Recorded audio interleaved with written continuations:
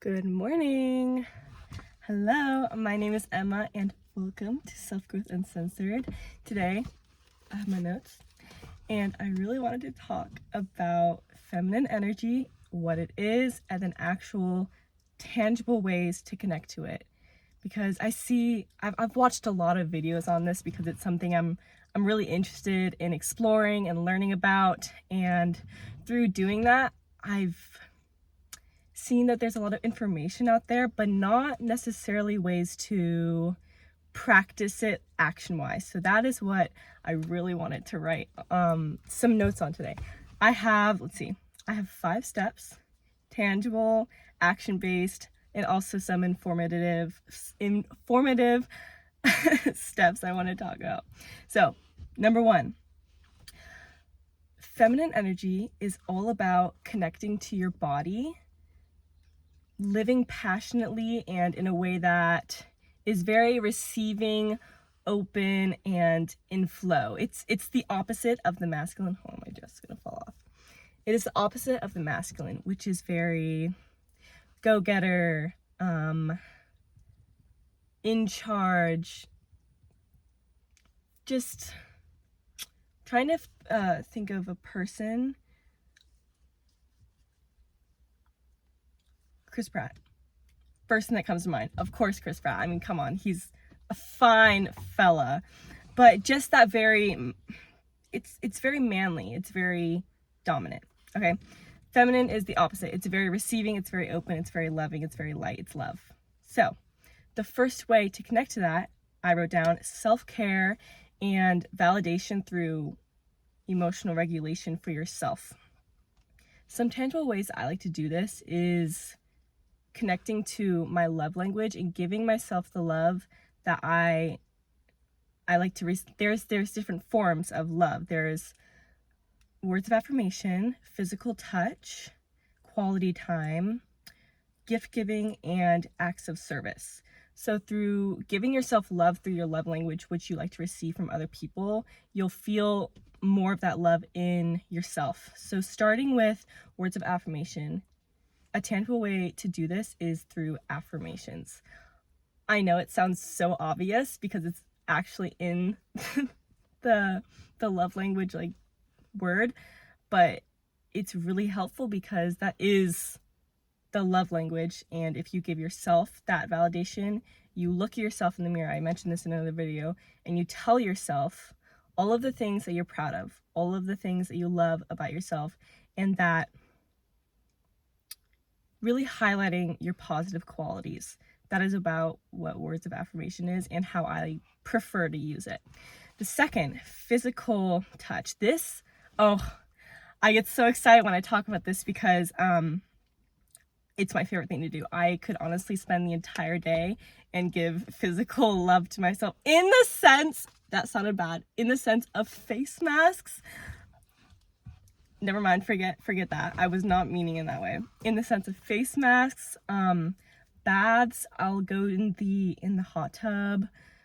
Anything that's like physical that you can, like lotion, all of that I find makes me feel safe in my body, and like I appreciate how I look. That's how it makes me feel. The third time is quality time. A way you can do this with yourself is dating yourself. I know it sounds a little bit off or strange, but it's really fun once you start to get into it. At first, it's kind of uncomfortable because you're really giving yourself the opportunity to be in your thoughts and be in your environment, and it's just you. You're not around other people in the sense of there's not someone you're going with to different places, such as going to a nearby town or the beach or the lake or wherever you live. You're just by yourself. And at first, it's really uncomfortable. But the only way that you can grow through that discomfort is by exposing yourself to it and continually doing that.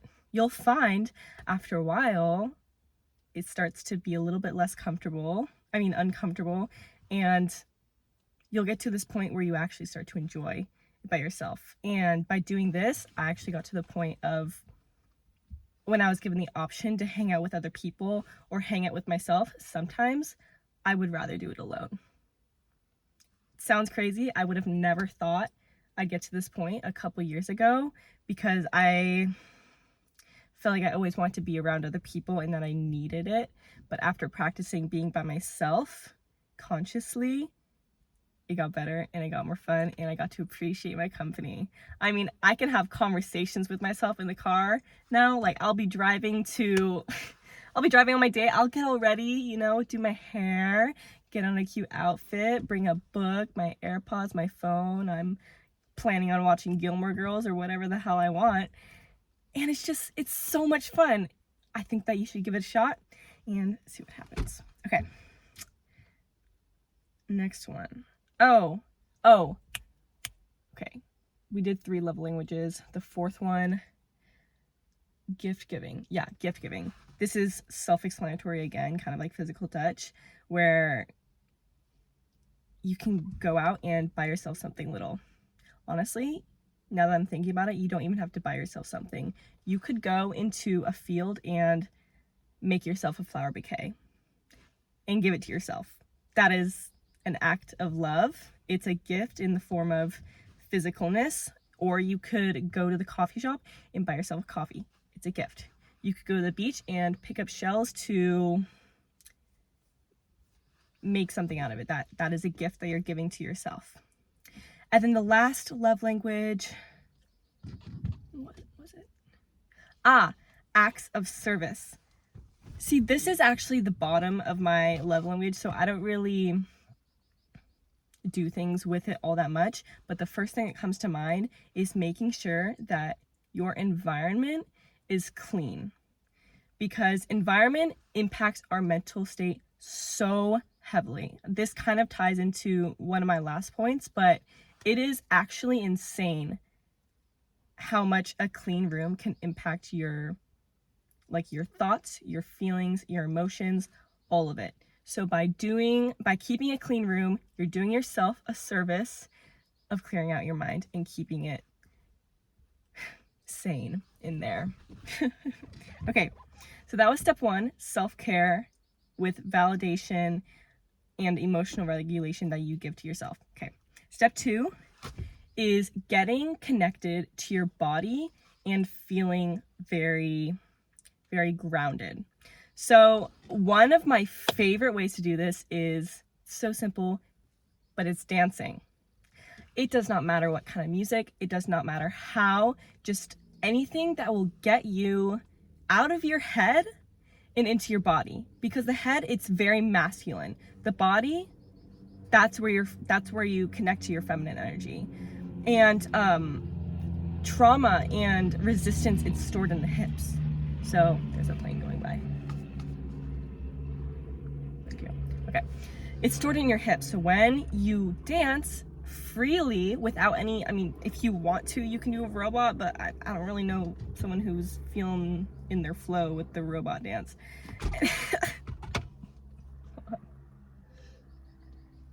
I cracked myself up. Anyway, move your body. Lock your door to your bedroom, put in your AirPods and turn on your favorite song and literally just move. You're gonna feel stupid as fuck at first if you've never done this before, but just like dating yourself, the more you do it, you're gonna start looking forward to it. I'm the kind of person, I wake up in the morning, I see myself in the mirror because I have like a closet mirror. I smile and I put on I'm like, hey Siri, play this song. And I just start dancing, and I kid you not, it makes my day a million fucking times better. If I dance in the morning, guaranteed I'm gonna have a fantastic day. Oh my God, this is probably, out of all the tips I'm saying today, this is pretty high up there for how much it's helped. Okay, next, grounding yourself. Okay, this connects to your body because you're physically feeling the world around you. And what I mean by the world around you is nature in particular. So if you're close to a beach, get out there and put your feet in the sand. Literally just feel it between your toes and walk around. You could do this with soil. Just feeling, hold on, it's so carbonated. Just connecting your body to the earth itself. I can't even explain it other than the word.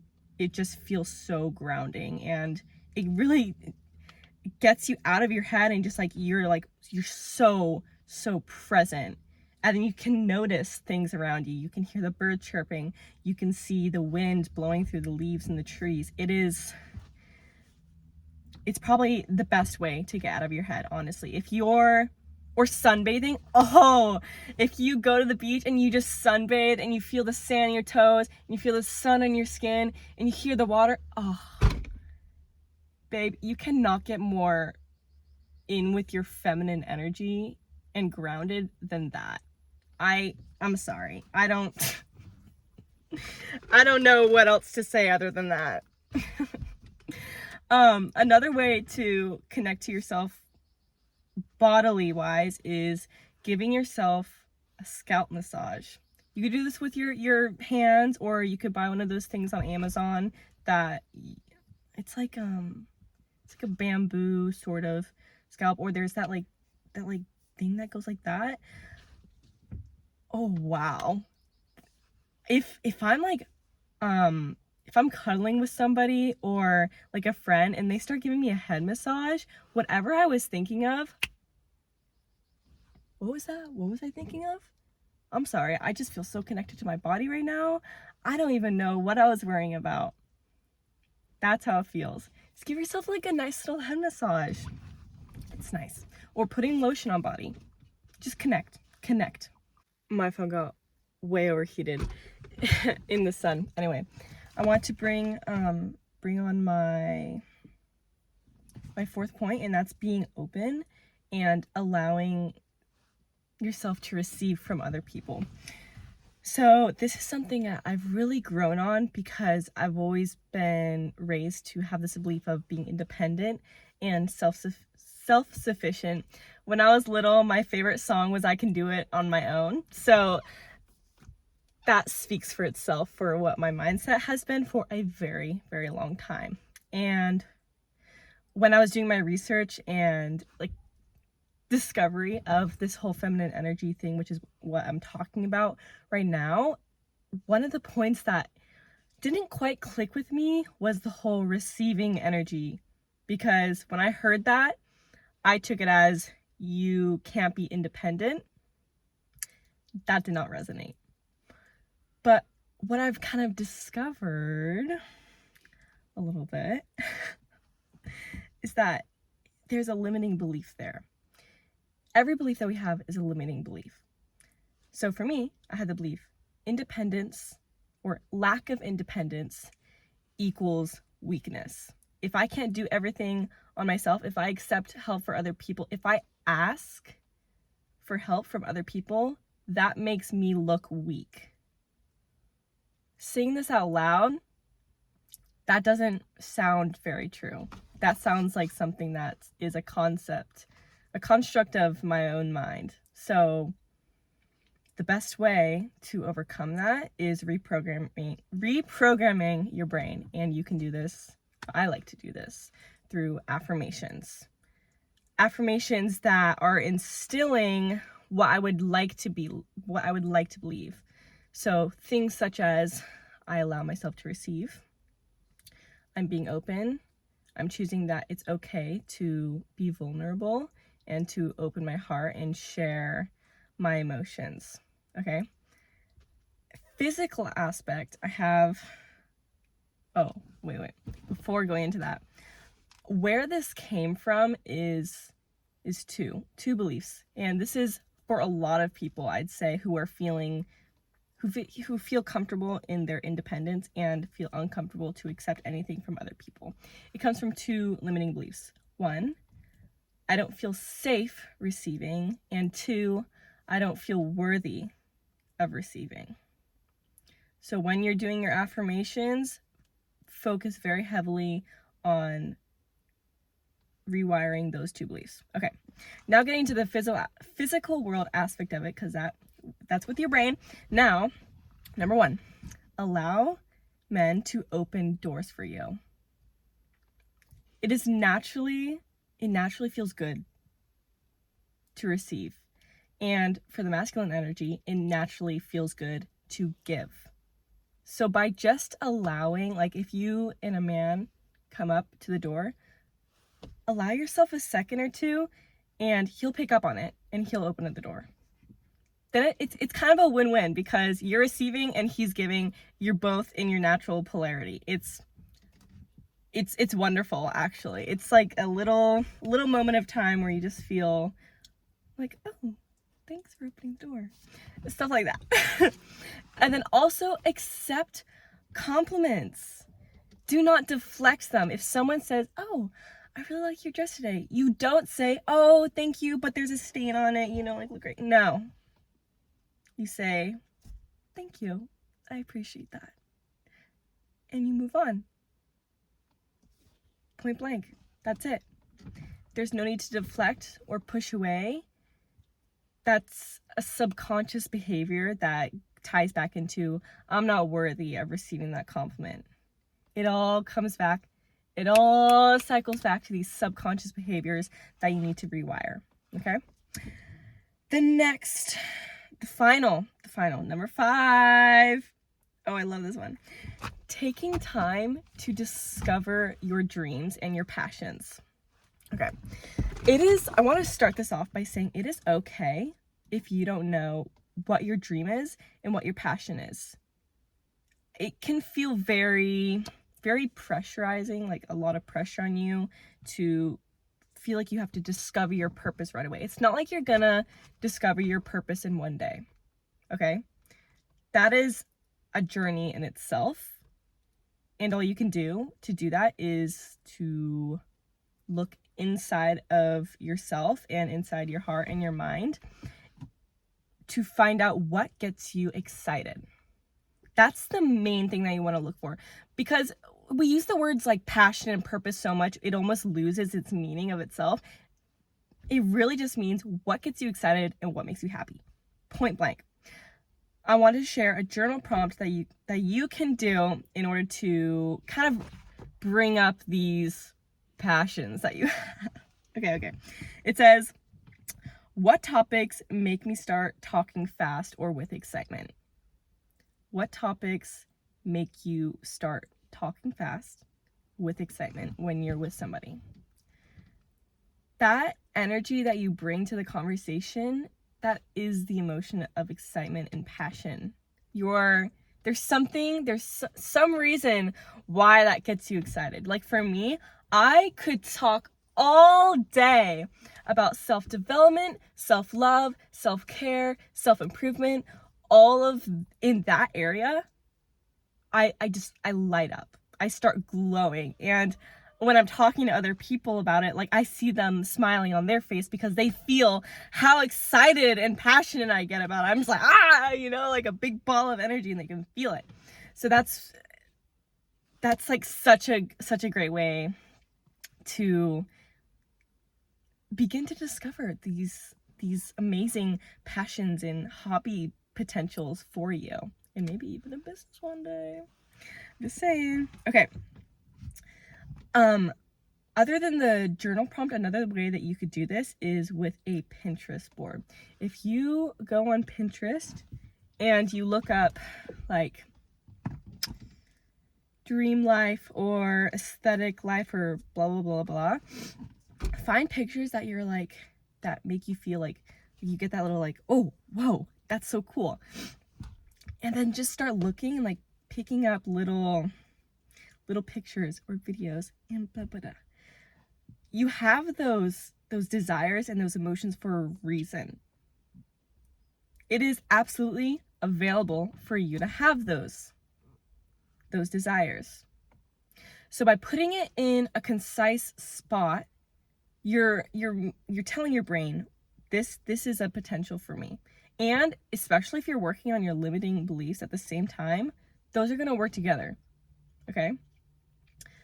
Another aspect of this is once you make that board and once you start to discover things that you're passionate about, you need to make sure you are constantly exposed to your dreams.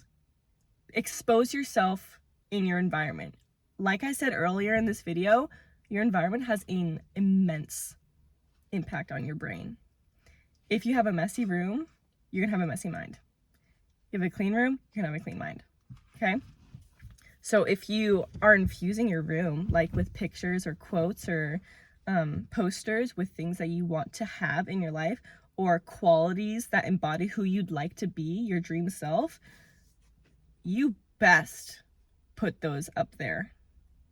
You best do that. Expose yourself to that. They say that you're a combination of the top 5 people you're most around, and that is so true. If you just think of like the people around you,